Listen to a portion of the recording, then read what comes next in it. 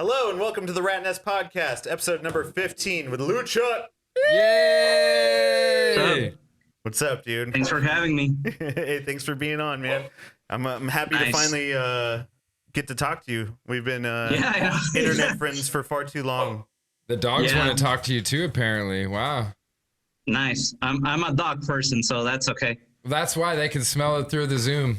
Yeah. I made the mistake of bringing my little wiener dog here to the studio today, and now she wants to be all in every shot. She's like, this is her 15 minutes of fame. Yeah. What's her name? Dottie. Oh, nice. She's cute. She's a brat. Nice. Nah, she's cool. Yeah, those wiener dogs, they're very, very sensible, you know? Yeah, you know, big personality, small dog. Yeah, exactly. Honestly, I have a 100-pound Dutch Shepherd laying over there on her bed, and Dottie comes in like she owns the place. Yeah, dude, this is the one I have to worry about. So crazy. Yeah, a friend of mine has two sausage dogs, and man, it's like having two babies. It's crazy. Yeah. All right, so you want to jump into it, dude? Let's do it. All right, we're going to jump right into it. luchuk, you're an illustrator, artist, painter. Do you do anything else that I'm not naming now? You're a zine maker. You do prints. You do clothing. You do everything under the sun. Tell us about yourself. Yeah, basically, well, most of the time I do illustration. It's either hand-drawn or painted. I'm not into digital illustration. I mean, I don't have anything against it, but I never had like, I don't know. I don't think it's like my thing, but I prefer to do it like hand-drawn, like old school. Yeah. So I think it's better when you make a mess with the pens and the paint. So yeah, you have to really school. feel it. Yeah, old school. So when did you start illustrating? Were you in high school? Was it in your 20s? Like, when have you drawn your whole life? When did this like obsession with making art start? Yeah, I think it began when I was inside my mom's belly. So since I was very young, since I was a little kid, since kindergarten, I knew I wanted to study graphic illustration. So awesome. Ever since I was a kid, I was always drawing and painting all the time. And we're roughly the same age, so we probably got exposed to some of the same cartoons and stuff as kids. Like, what really was the first thing you remember that like you were like, that's what I want to do? Because mine was Ninja Turtles. Like, oh, hell yeah, dude! Ninja Turtles was my Jimmy Jam. Every waking moment was Ninja Turtles. So like, was there something like that for you, like a cartoon or a comic that really just got you into like art? Yeah. Besides the Turtles, I was always into He-Man. Yeah. And there's an old anime that it was never shown in the States, I guess. It's called Messenger. Okay. I don't know if you're familiar with it. Maybe if I saw Messenger it. C. So it's a big robot, and it's controlled by this dude. So he rides like a small spaceship, and he goes inside the head of the robot, and he fights like big monsters. It's a really cool show. That sounds really familiar. Is it a little plane, like almost like a jet fighter kind of style plane? It's a small red vehicle. Yeah, I vaguely remember it now that you say that, but I haven't thought about it in years. That's so funny. Yeah, because here in Mexico, well, we had a lot of cartoons that they were not shown in the States, like Messenger, and there was also Knights of the Zodiac. Are you familiar with that? No, what is that about? It's a very old anime. It's about the signs of the Zodiac. So there's like these type of warriors. They wear like armors, and each one represents one symbol of the Zodiac. It's really, really crazy. Interesting. Yeah. But if you go into like cartoons from the States, like I said, Turtles, Masters of the Universe, G.I. Joe. Yeah, for sure. G.I. Joe. Yeah, that was like a big one when I was little. He-Man 2, I think I just missed the cusp on He-Man. I was born in 87, but I had an older brother who was 7 years older than me. So I got like a lot of the information at a young age from like what he was into as like, you know, a 10-year-old and I'm 3 or 4 or whatever it is. So, I mean, He-Man and like WWF wrestling, like everything that was big and like when you're a little kid. Thundercats, Silverhawks.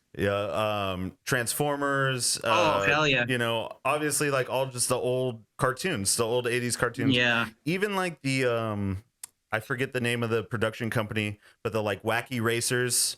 That's kind of like this production company that did the Flintstones. They did Hanna-Barbera. Yeah, they did a racing show with like all the crazy characters, and there was like a villain and the dog and all that.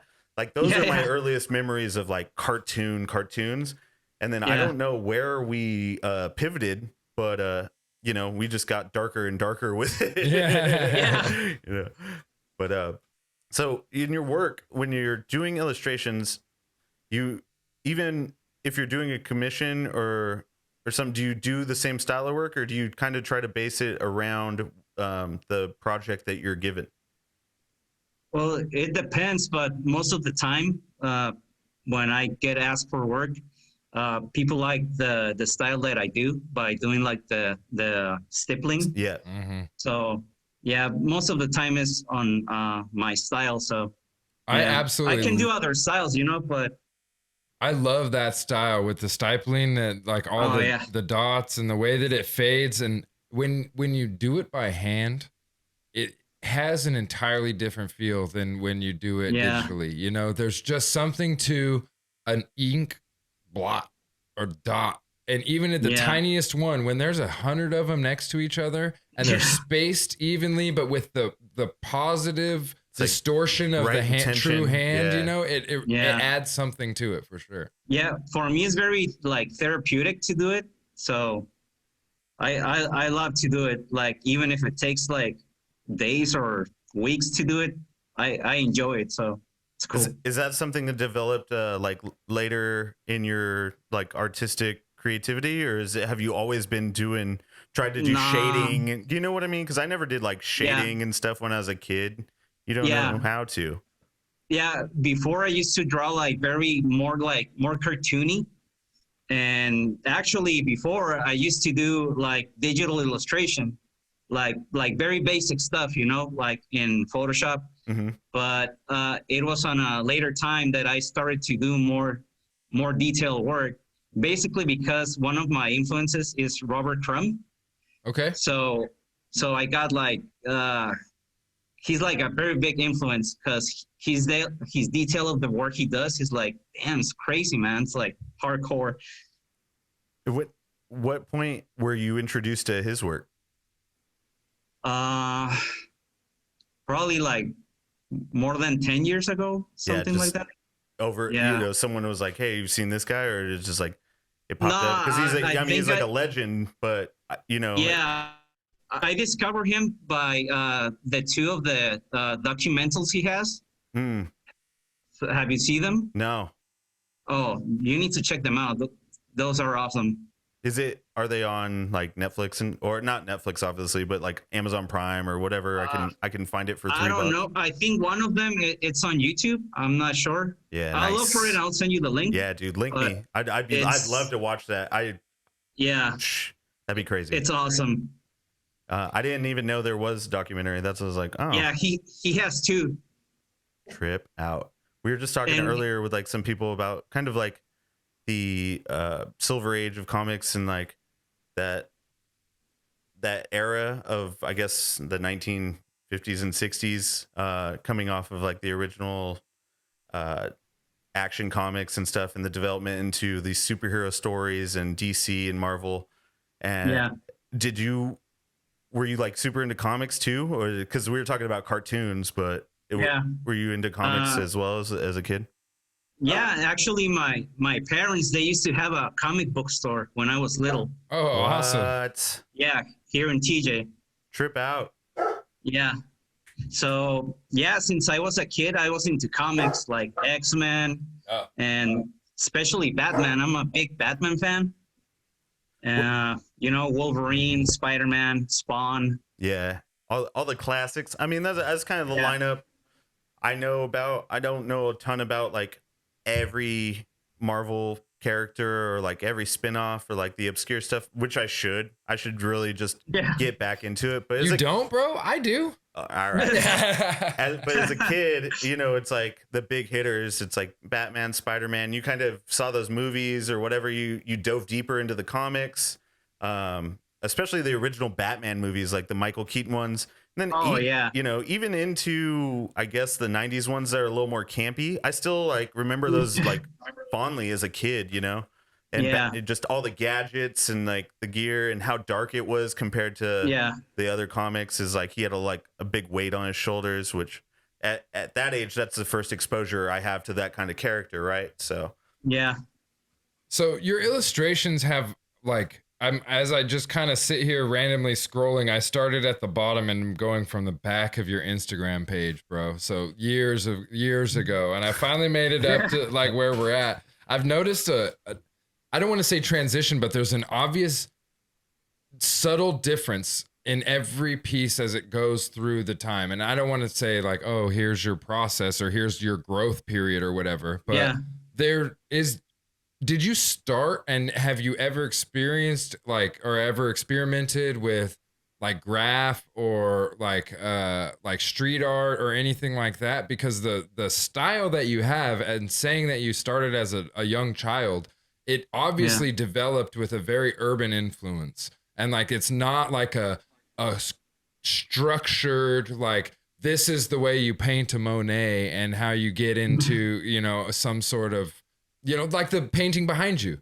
In my opinion, I can respect that, but I can respect this so much more because there's so much more of the artist's soul in it.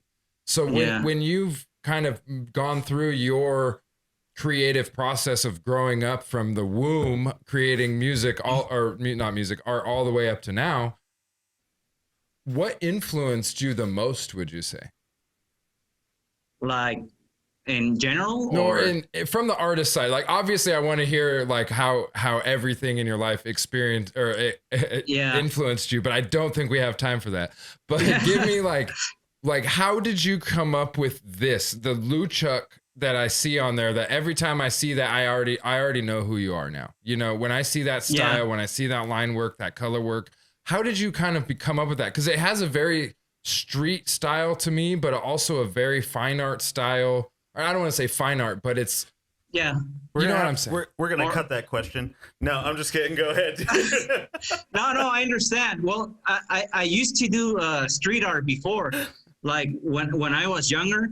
I used to do paste ups, and I used to do like hand drawn stickers and all that stuff. So basically, my work it became like evolving more. Basically the things that I do now, it's because it's a story. Actually, one of my goals is to one day to like make a cartoon of that story. Rad. But so basically the most not recent work, because it's like years back, but it's a story now. Like before there wasn't a story, it was just like random characters that I drew and paste them on the wall on the street, and that's about it. But then it became a different thing. But usually what inspires me, it's I don't know, things in life, you know, different situations in life, like personal stuff, or I don't know, an ex-girlfriend or something like that. I don't know, it could be anything, you know. So there's a lot of random stuff there, because basically if you see my work, there's a lot of like I managed to do like icons for like to say like that, like hearts. I draw a lot of like eyes. There's a lot of different icons that I do a lot. So it's because everything is connected in the end. So yeah. When you were growing up, you said your parents owned a comic book shop in TJ. So you've lived in TJ pretty much your whole life. Did you ever live anywhere else besides there? No, only TJ. But you were involved in like that kind of scene of like comic books and like art shop at a young age, just hanging out at your parents' shop, reading comics and stuff. Dude. I mean, how crazy is that now? that it's 20 years later and you're like, man, if my parents never owned that shop, maybe I wouldn't be into art the same way I was. Mm-hmm. Yeah, definitely. It was a big influence. And I actually used to go to like card shows with my dad in San Diego. They used to do like comics and card shows like in hotels, like at the Holiday Inn. Yeah. So yeah. And well, basically going to Comic-Con, and definitely it was a big influence, like my dad's having the store. So absolutely. Yo, that rules. I always think about that because we have a couple friends who at a young age, their parents owned restaurants. And so they got to run around the restaurant or the local golf center where you would go drive golf balls. So we would drive around in the cart to pick up the balls. And those experiences at a young age when you're in a professional setting, it means a lot. Like they have an impression on you when you're around that, It's crazy because right now, I don't know, it's like you remember all that stuff and it hit hard sometimes because time changes a lot, So like right now it's very different from those years back. So it's like the nostalgic feeling, it's sometimes nostalgia can hit really hard. So and when you're older too, I think our age is like that before midlife crisis. But we're thinking about the past a lot. We're like, oh, I remember what it was like to be a kid. We notice all the differences now that we're old. And actually I feel like lucky and blessed to like have lived those times, because kids right now, they don't have the stuff we used to have. Basically right now it's all technology, like they're on the phones and the tablets and all that stuff. And we grew up differently, we used to play in the streets. Wait for the street lights to turn on. Different stuff. Straight up. And like you said, it's like almost that's what takes away some of the appeal of digital art for me. I went to school for graphic design, or at least I tried to, right? I opened a small business with a friend of mine for graphic design printing when we were real young, like 22. And did it for a couple years and realized that like we're not business people, like we're not prepared to do like the business at this age, we're not responsible enough, whatever. But also it never working on other people's stuff and doing layout and just pasting up pre-made fonts or whatever it is, it's artistic in the sense it's completely artistic, but it doesn't have the same sort of appeal to me as like putting ink to paper to try to create some random new thing, some creature that I've never seen before, saying something stupid that my wife said yesterday.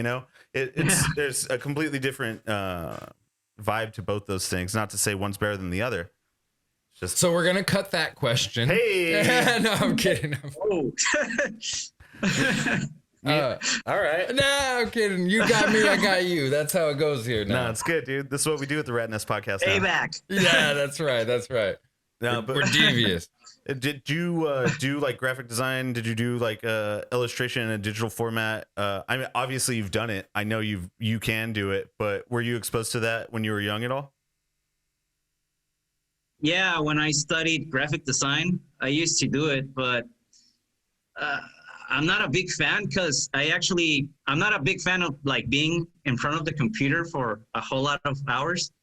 I used to work at places doing graphic design, like commercial stuff. Oh, shit.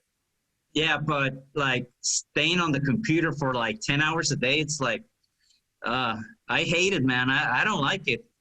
But yeah, there was a small phase that I did some like digital stuff. But like I said, it always comes down to like the hand-drawn stuff. So we're kind of been talking about the past and like what got you to where you are now. And I've finally made it to the top over here as I'm looking through everything.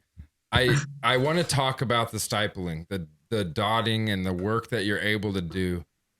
And is it stippling or stippling or stifling? I think it's stippling. Oh, I don't know. But so we'll beep those, the other ones that I said. No one said that. Stippling. My bad. Excuse me. Anyway, the addition that it adds to the piece itself is crazy. And this is, I would just want to kind of bring up a concept of art right now, and I hope you'll bear with me. You can draw the exact same piece and not add any of that stippling in with it. And then once you add that, I assume it's done at the end, right? It's kind of a final process. Yeah. I can only imagine the transition from when you start and when it's done of the piece. You know, it seems like it completely transforms a piece. If you imagine those stipples not there, the piece looks different, just completely and utterly different.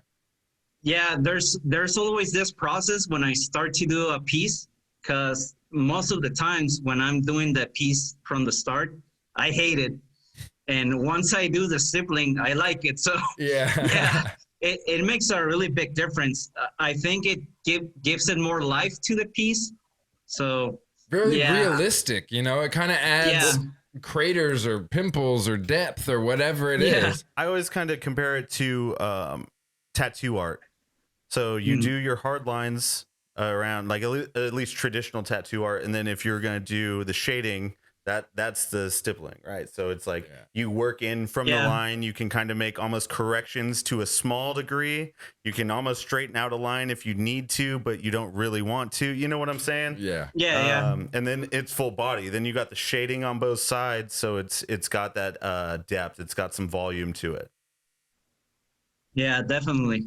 Yeah, it gives us a different vibe, you know, like it I don't know, it stands out more, because without the stippling, to me it looks like very plain. So do you ever try to do other like shading methods, like I don't know, I know you like probably do like crosshatch? Yeah, exactly. Yeah, sometimes. Yeah, but it's like it's a different vibe for sure. And I get off on like what you're doing, dude. I dig what you're doing. So thank you for being part of Ratnest and shit. Definitely loving it. Oh, thank you. It's a pleasure to have you on the site, and like your work speaks for itself. So I don't have to sit here and tell about it. But just to interject real quick, those bookmarks that's what's up, bro. Oh, those things are I great. really appreciate it, man. Honestly, we were just in North Carolina, right?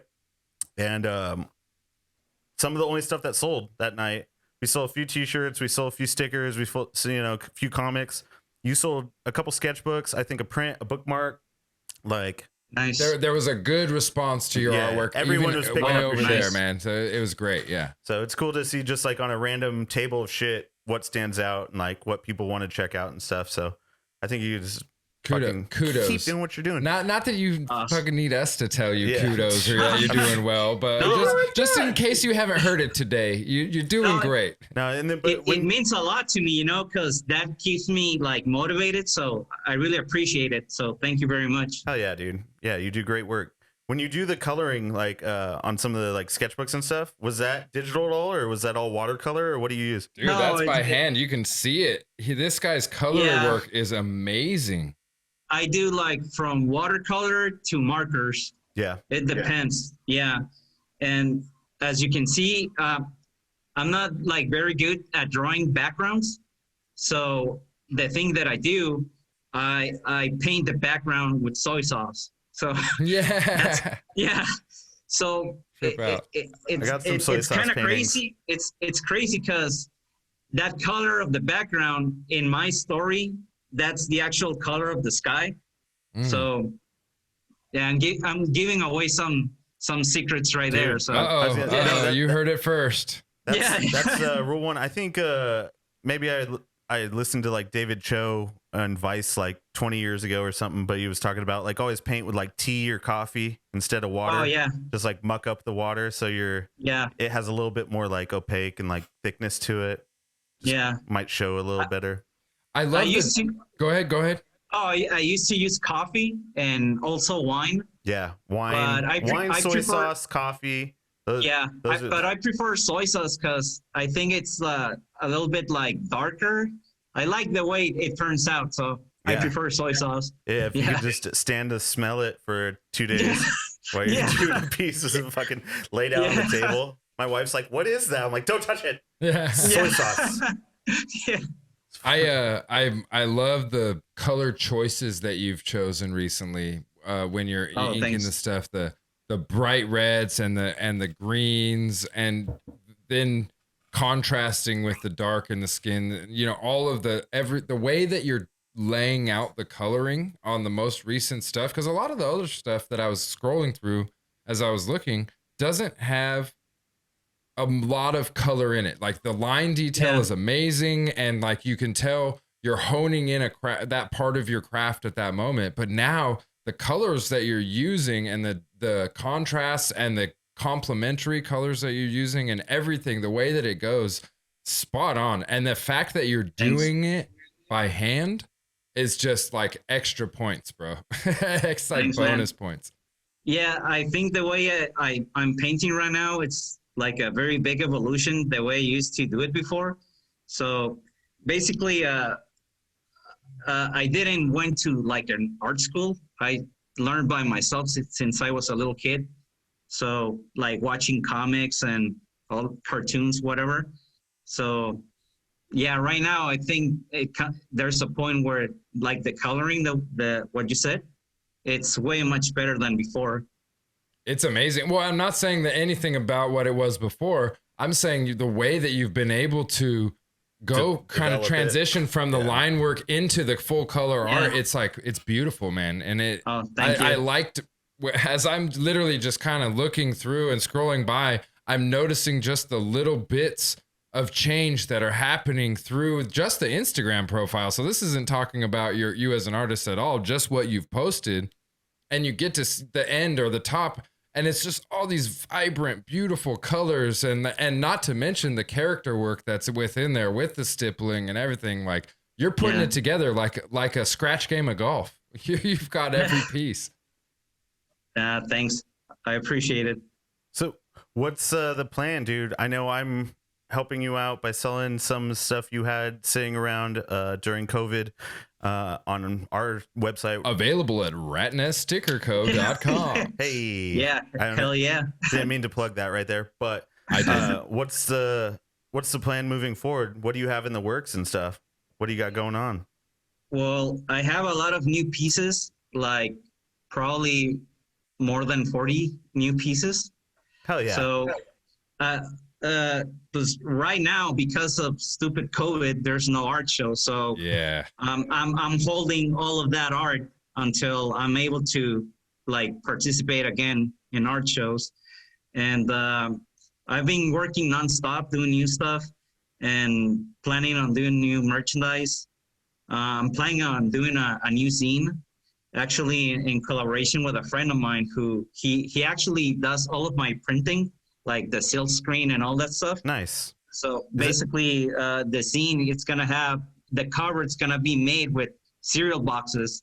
So we're gonna recycle cereal boxes, and he's gonna silk screen on the back of the boxes. Oh, that's rad. Yeah, dude. Speaking of zines, you putting them out. We got about like 6 available, right? It's like got a bunch of different series. Is this gonna be part of the series of a zine, or is this going to be completely separate, collaborative with the cereal box one? No, it's going to be in the same series, just like a special edition type of thing because of the, like the silk screen and all that stuff. Mm-hmm. Yeah. That's dope. So look out for those. Yeah. How many do you plan on doing? You do like 20? Probably 10 only. 10? Nice. Yeah. That's what's up. Yeah. And also, I'm doing some collaborations with my homie, Tony Larios. Who you have the other collaboration zine with, and the prints. That's why I was wondering if it was the same person. It's not. No, it's different. Different guy. So wait, what are you doing with Tony then? With him, new illustrations, collab illustrations. Okay. Oh, right on. Yeah. And with my other friend, he's gonna do like all of the silk screen printing and all that stuff. Nice. Yeah. That's awesome, dude. It's always like a cool collaborative like thing when you work with a couple people and it's like, all right, I did this. It was put together by this person. This person silk screened the cover. Like this is a package from all of us, Yeah. Yeah. It's always awesome to have like that kind of small community. So it turns out great. TJ is pretty like heavy with artists though. You're right. Like, I'm sure there's a huge scene there. I know there's a huge scene there. I just don't know much of it. I should say that. Yeah. There's a lot of artists here. Sadly, there's not like enough like spaces to show art. It's kind of limited. So, yeah. I hope that changes someday. because there's some spaces, but sometimes it's either not enough spaces or not enough support. So yeah, and that's tough, dude. I mean, running a gallery is hard anywhere. You have to sell yourself so hard, and if there's not a art scene that people are coming to you for, and you have to sell it even harder, it's rough, man. Yeah, in a physical space. The only reason Ratnest even exists because I can exist online, and it only costs me a little bit of money to do that. I'm not paying a rent month to month like a gallery would be. Right. Yeah, and that's basically, I mean, me and a gallery kind of do similar things. It's promotion, it's a platform, it's curating, it's bringing people together, it's events. I don't know. It's a hustle though. Like just being an artist, just getting and producing, and not only that, you have to get it out there after you produce it. Like there's a lot of hats that you have to wear. Yeah, dude. All right, for you, what's the hardest part about getting a piece of art out there? Is it creating it, selling it to somebody? Is it promoting it? Is it hanging it? Is it having people look at it, not buy it? What's the thing that Option gets you? F, none of the above, and you give us your own answer. No, I think most of the time it's promoting it or even showing it at some place. Yeah. You think just because it's hard to get it in front of people, or you personally don't like promoting your own work? Because I feel like crippling anxiety when I'm like, hey, look at the painting I made. This is my work. You know what I mean? Like I feel like a little kid. Is it like that, or is it like I just don't? I mean, I can't find somewhere to put it out. Yeah, no, it's because of that. Like, there's not like enough spaces or galleries. Usually, probably since 2015. I started to show things in San Diego in different galleries, like Visual in North Park. Yep. And La Bodega Gallery. Yep. In Chicano. And yeah, basically those are the places I used to show art before, more at La Bodega and before the pandemic. So I miss those times. Yeah, they're actually starting to come back up. I just saw kind of a call to artists thing La Bodega put out. Hopefully, if everything goes right this summer, they're going to have a show. So I don't know. Sadly, I cannot cross because of COVID. So no, that's one problem. The border is closed. So that's unfortunate. I didn't think about that part. Yeah, and I did know that. I didn't know you couldn't cross at all. I just thought it was harder to. There's more pushback. I just didn't put two and two together, I guess. Well, hey, everyone, the post office does cross borders. So if you'd like to order some prints or some pieces, Luchuk got them. 40 pieces, I think you said you're ready to show. Yo, if you want to post those pieces, if you want me to promote them, we can throw them up online. You can literally, I'll come down to San Diego. You could just hike that shit over the wall to me. I'll catch the package. I'll take it and fucking put it in the mail, dude. Like, let's go. Let's do it. I'm not kidding. I'm up for it. I'm not kidding, bro. Yeah. Fishing line. I'll do it, man. If I'm going down for anything, I'm going down for paintings. Absolutely. Smuggled embargo, bro. I hope everything goes back to normal soon, because I'm really tired. It's kind of, sometimes it gets you down. Try not to get down, but sometimes it hits. But you just gotta keep doing what you do, So right, yeah. And that during this pandemic, I know I speak for more than just myself here. That creating art and being able to have that outlet has been a lifesaver. There's nothing more releasing when you're just feeling cooped up or feeling like I need something I'm not getting from COVID. Art is the release. Yeah, I mean, we're coming up on a year. I haven't even been technically a business or anything for a year. And this is what comes out of a pandemic, is just ideas and work. Yeah. And we got to do it on our own, because what other choice do we have? The struggle is more real now. So Absolutely. That's Totally, true. Yeah. So granted or given everything does open up in like a couple months, what's the plan, man? What do you have on your mind? Are you going to come up to San Diego, try to do some shows? Do you have any like connections anywhere else? Are you doing any like moves south of the border where you could do some stuff like maybe like in different places in Baja or anything? Yeah, basically I would like to come down to San Diego again and probably step it up a little more and probably like check out like LA.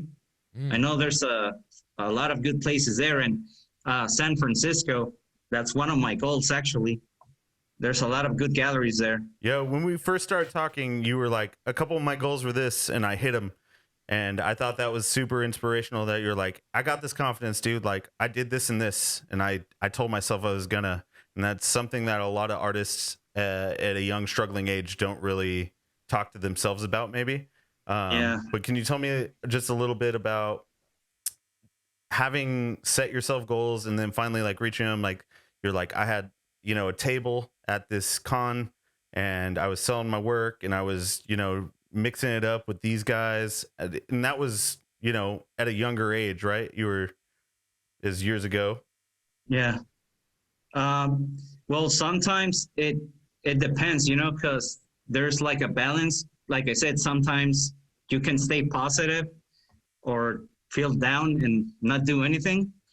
And sometimes like you do what you got to do. So basically I try to stay positive like most of the times and try to do the goals that I want to do. So yeah. Just being able to set those goals for yourself as an artist is kind of a big step. I know myself and a lot of other artists can't really do that kind of work. I know for me, I just want to create when I want to create, and when I don't want to create, I don't create, and I'm not going to force myself to do it. So if I put a timeline or a goal in place, it almost like weighs me down. So the fact that you can be like, I want to do this, and then accomplish that, and then adjust. Okay, now I've done those. I want to get to here, and I want to get to here, and I'm going to do those. I think it comes down to setting realistic goals. You're killing it with that because you're obviously achieving them. So they're realistic goals.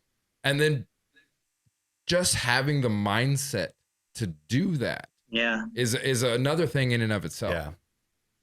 And because art it's a struggle, and sadly sometimes people don't look at art like a real job or something like secure, so I had to face those type of things through my life a whole lot of times, because people usually they want to bring you down because, oh, that's not a real job, or go do a different thing, or do this or do that, whatever. But those people just aren't creative. Yeah. Yeah. They just don't know what it's like to like work for something that you're not sure if it's going to work out. Yeah. Yeah, exactly. It's so much more fulfilling though when you're working on something and then all of a sudden it's done and someone says they like it. Then all of that work is justified. Yeah, like instead of just putting in like hours and hours and hours and never being appreciated at your dead-end job, 9 to 5. You know exactly. what I mean? Those people that are saying, "Oh, being an artist isn't a real job," because you have to sit and stew on the image and think about it and then create it, and it takes months to do a painting or whatever. Yeah. They think, "Oh, well, I could have worked and earned this much money in that amount of time." Yeah, but you were miserable while you did it. Yeah. In front of a desk for 12 hours or whatever. Yeah, so props to you for being able to not only create, but also have the foresight to like plan ahead and accomplish your goals and give yourself goals that you can accomplish. I think that's why manual art is more fun than graphic design. Graphic design just feels like that kind of job. Where you're like grueling at it. You know what I mean? It's tedious. Yeah. I loved it. I loved it when I did it, but like now when it's like, dude, just to paint or like, I don't even know, man. Just not even give a shit about what I'm creating. It doesn't have to be a certain way. It's completely different vibes, right? Mm-hmm. So also, last question. What's the worst job you ever had while you were trying to be an artist and like supporting yourself? Wow. We've all had them. Yeah, probably working at a call center. Oh, all right. Reading a script. That's rough. Yeah, for like 3 years. So that's such dedication, bro. I mean, I got paid like really well, but like answering phone calls like 8 or 12 hours a day and hearing people scream at you. The opposite of being creative. The absolute opposite of creating art right there. I actually got sick a lot of times working there. So yeah, it got to the point where I said to myself, you know what? I'm not on this earth to do this shit. So fuck this.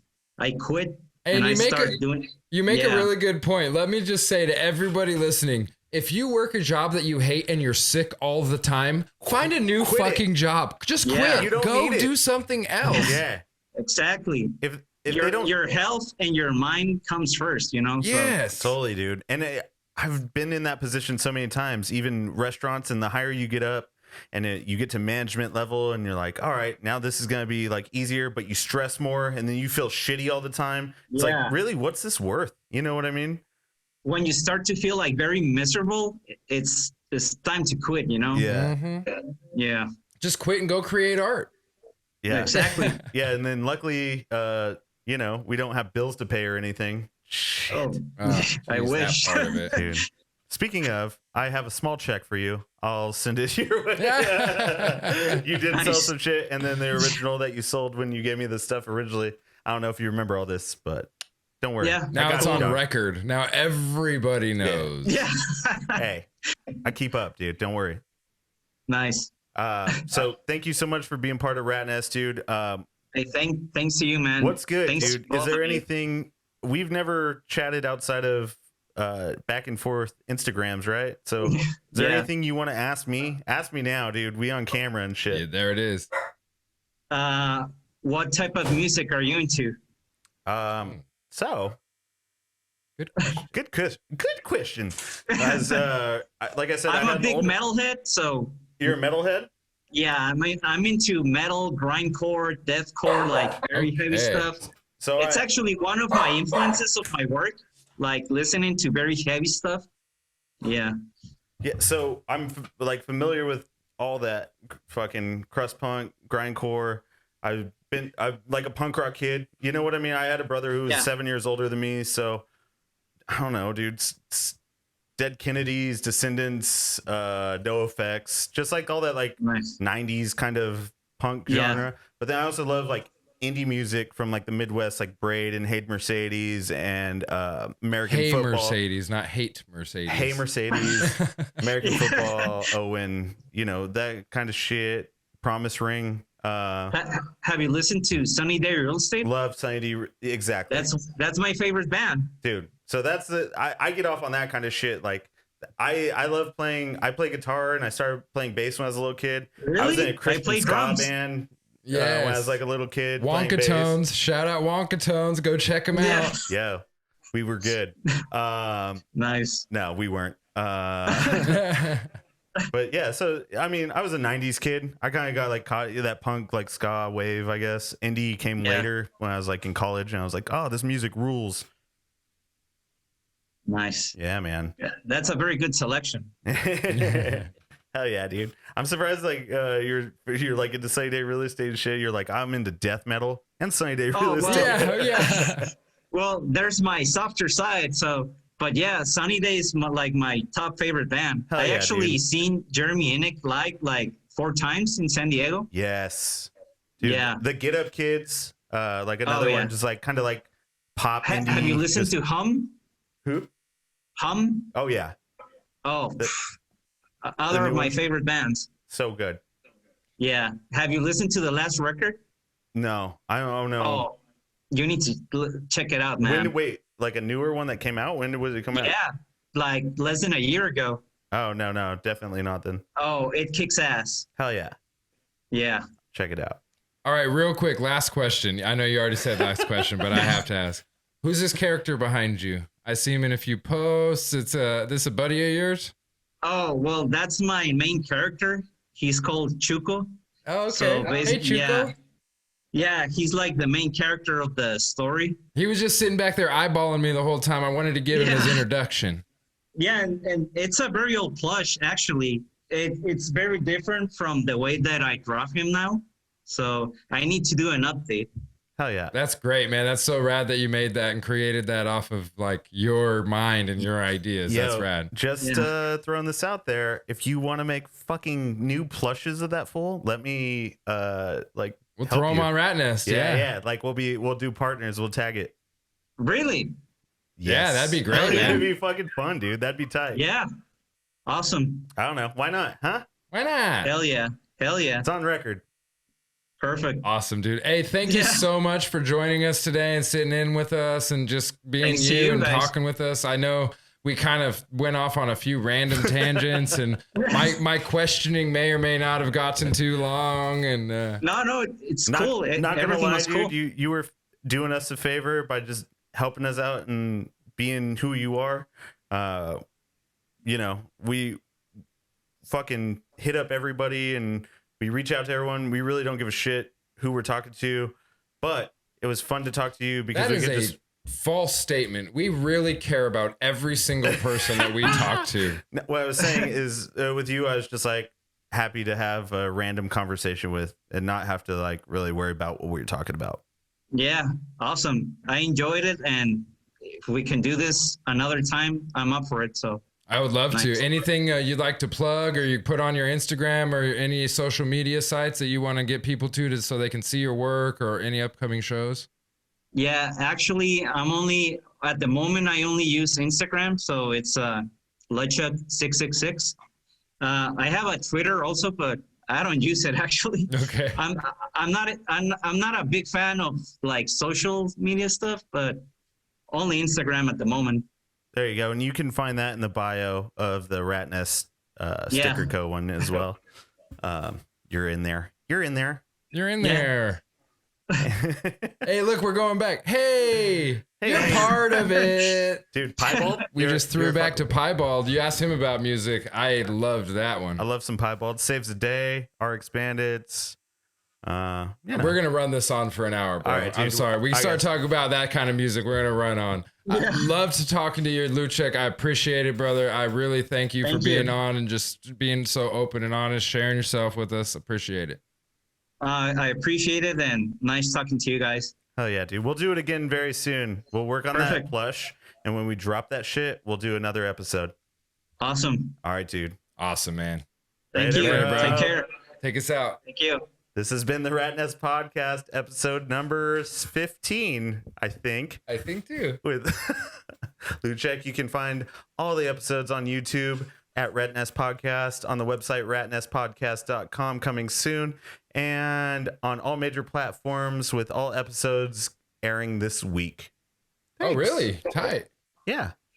This week. We're going to do it. They should be up by this week. And I'm Jim. Oh, and this has been Jim.